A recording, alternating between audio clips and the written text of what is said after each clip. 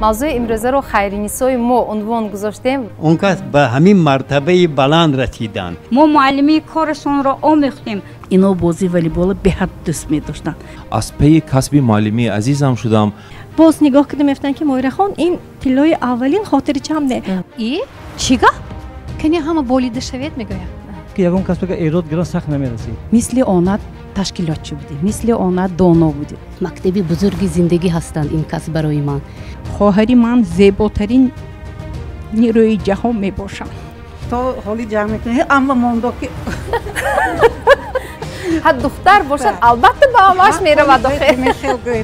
شکر میکنم که من فقط آدمای نیک کتیبا خوراندگی از آنها جهت‌های نیک انسانی را آموختم. از دل و از جان رقصید این سرود بر مادران، این سرود بر مادران.